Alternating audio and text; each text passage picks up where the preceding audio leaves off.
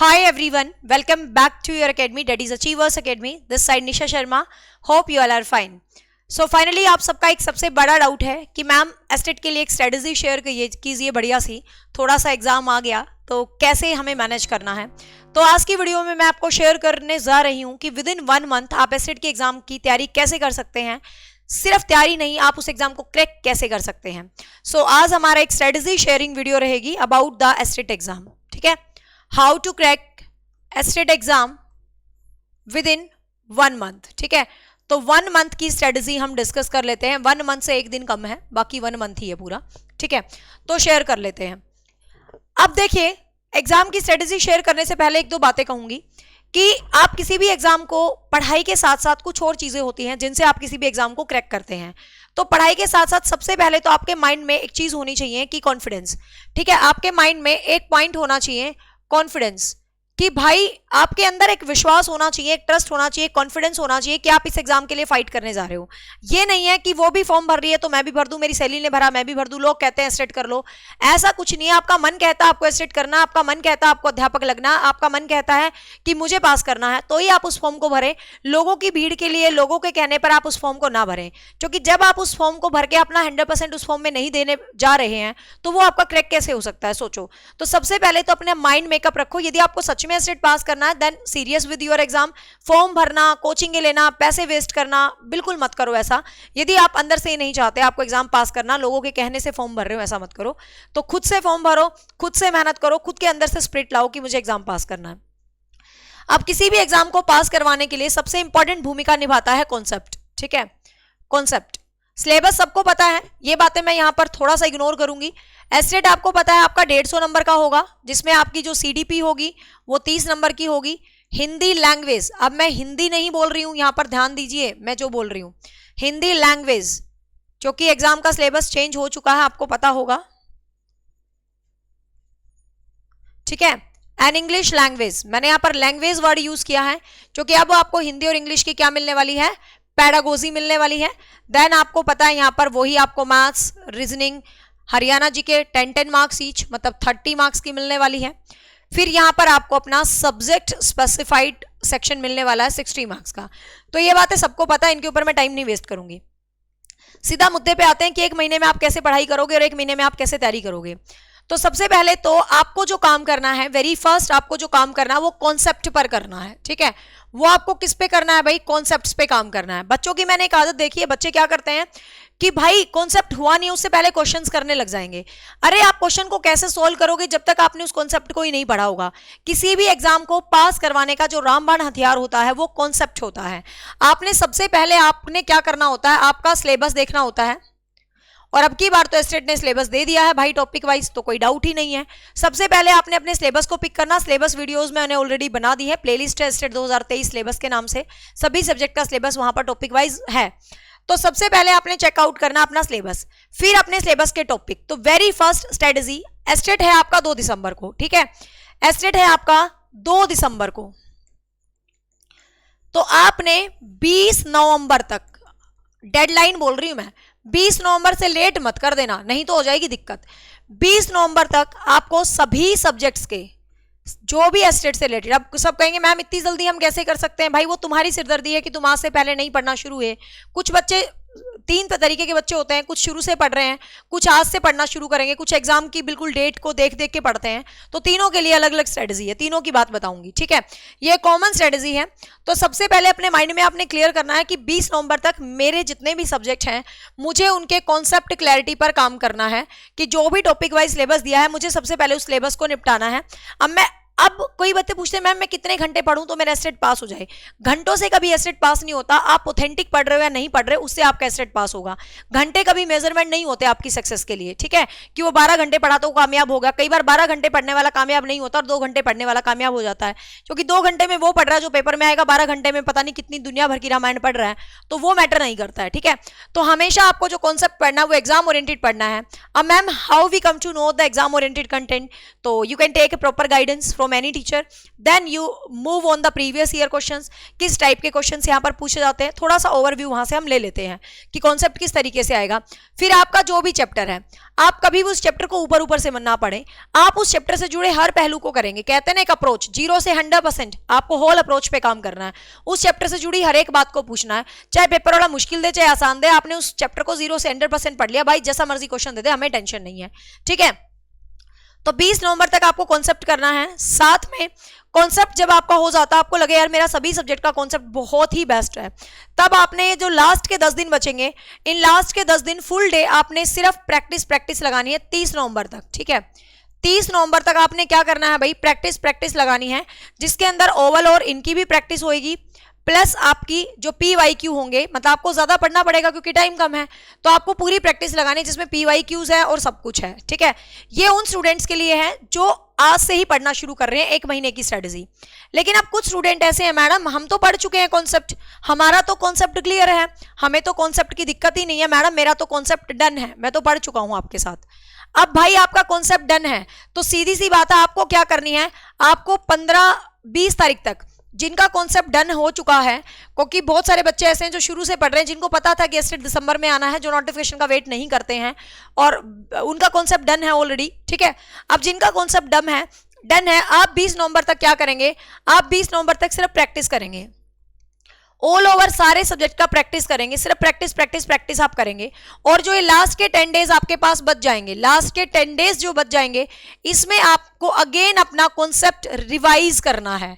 Revise करने से क्या है, आपका कॉन्सेप्ट आपके टिप्स पे हो जाएगा, और फिर आपको पता पेपर है 2 तारीख को, तो 1 तारीख को तो अपने आप को रिफ्रेश करना है, मूड सेट करना है, थोड़ा बहुत हाईलाइटेड वे में रिवीजन कर लेना है, डेट सेट, ठीक है। तो जिनकी तैयारी है इस प्रकार से, वो इस प्रकार से करेंगे, जिनका कॉन्सेप्ट क्लियर है वो ये स्ट्रेटेजी बनाएंगे। जो बिल्कुल 0 से पढ़ेंगे तो उनको पहले कॉन्सेप्ट पे काम करना है, फिर प्रैक्टिस पे काम करना है, लेकिन 0 से पढ़ने वाला भी साइड बाय साइड थोड़ी सी प्रैक्टिस को जारी रखे।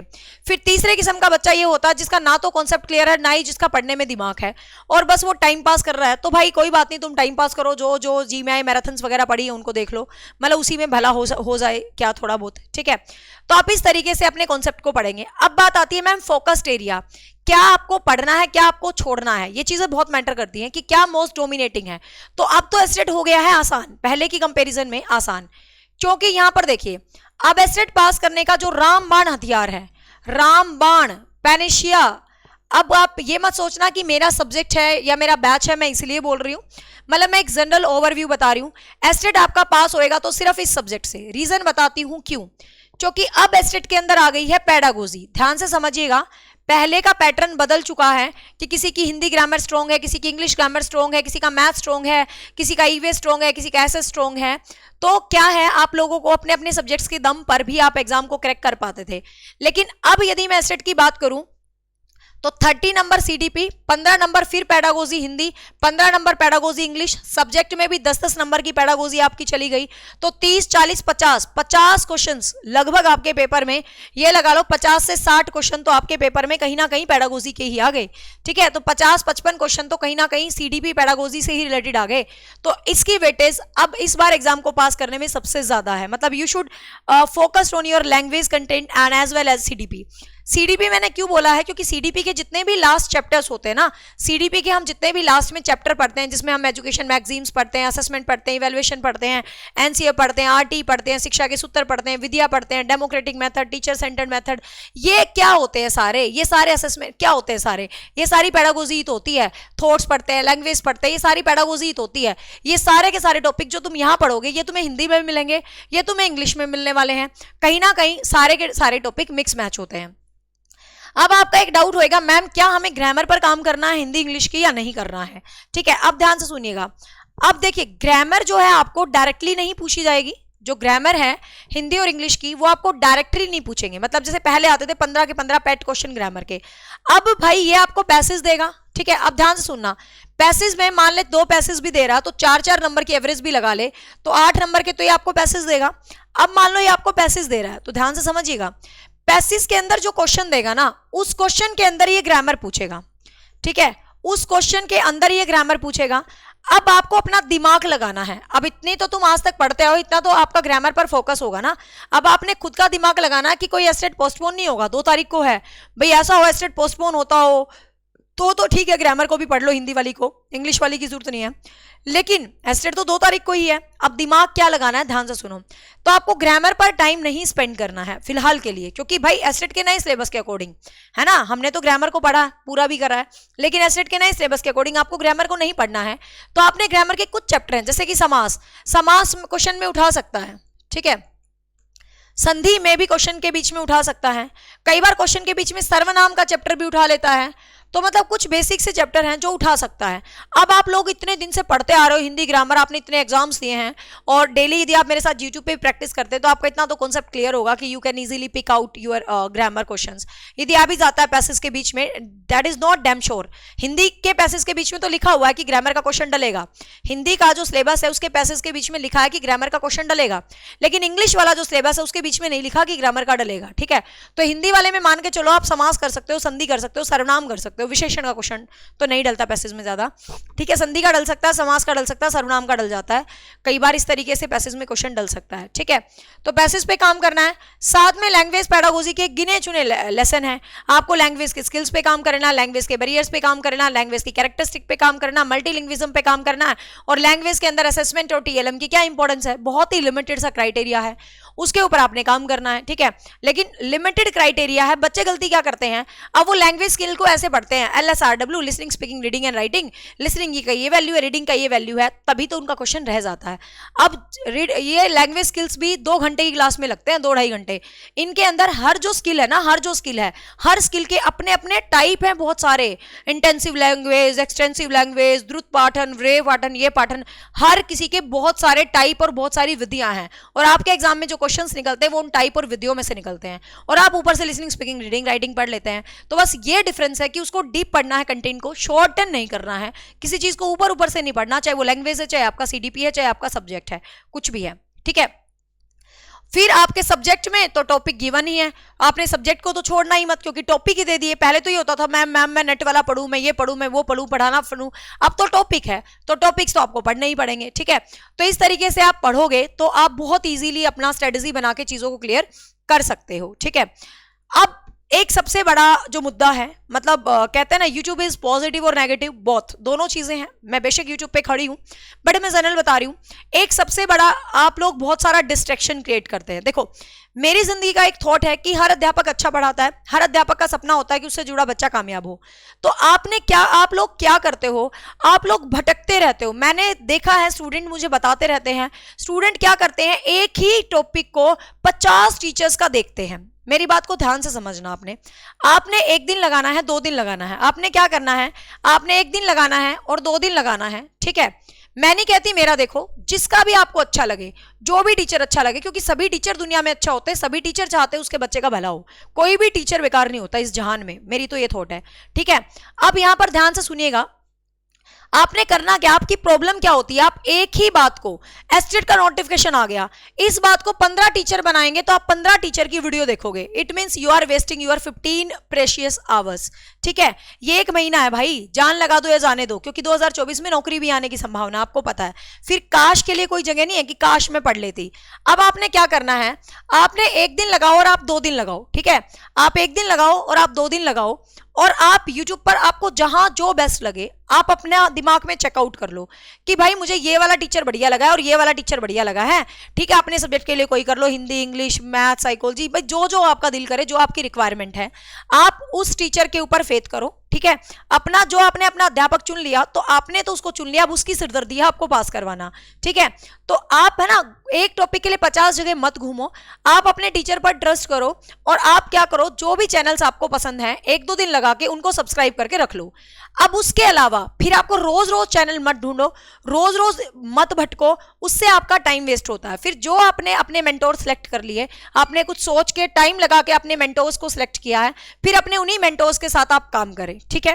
पहली बात, यदि आप YouTube से फ्री पढ़ रहे हैं तो इस तरीके से पढ़ें, लेकिन आपने किसी का भी पेड बैच लिया है, नॉट मेरा, किसी भी का भी पेड बैच लिया है, तो मुझे लगता है कि पेड बैच वाले स्टूडेंट को कुछ भी करने की जरूरत नहीं होती, क्योंकि यदि आपने पेड बैच लिया है तो आपकी जिम्मेवारी उस बैच वाले की है जिसका आपने बैच खरीदा है। यदि मेरे स्टूडेंट हैं तो मैं ओपन चैलेंज के साथ कहती हूं, सिंगल वर्ड, मैं एक शब्द यूज करती हूं कॉन्सेप्ट के लिए, आपको सिंगल वर्ड भी नहीं देखना है। जितना मैं पढ़ाऊंगी उससे बाहर आपका पेपर नहीं बनेगा। तो यदि आप बैच के स्टूडेंट हैं, किसी भी बैच के, तो मुझे लगता है फिर आपको कॉन्सेप्ट के लिए इवन मेरी भी वीडियोस देखने की जरूरत नहीं है। मेरा बैच है, किसी का बैच है, तो आप अपना जो बैच लिया है उस पर काम करें और उस बैच का कंटेंट देखें, क्योंकि आपने सोच समझ के ही तो पैसे इन्वेस्ट किए होंगे ना।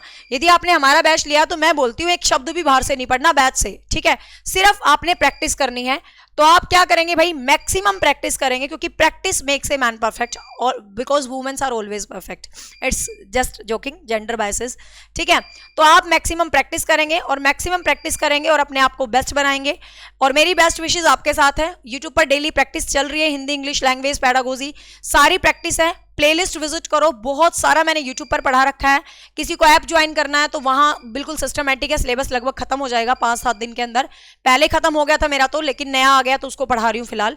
तो आप वहां भी ज्वाइन कर सकते हो, जैसा आपको बेटर लगे। अपने सब्जेक्ट पर भी काम करें, खुद पे भी काम करें, अपने आप पे विश्वास रखें और बस अपने आप को पढ़ें। डिस्ट्रैक्शन से बचें, जो डिस्ट्रैक्शन आ रही है पहले उनको दूर करें और फिर पूरा फोकस अपनी पढ़ाई पे करें, ठीक है भाई। So bye bye, take care, hope so this strategy make you help, ठीक है। Bye bye, take care, thank you so much.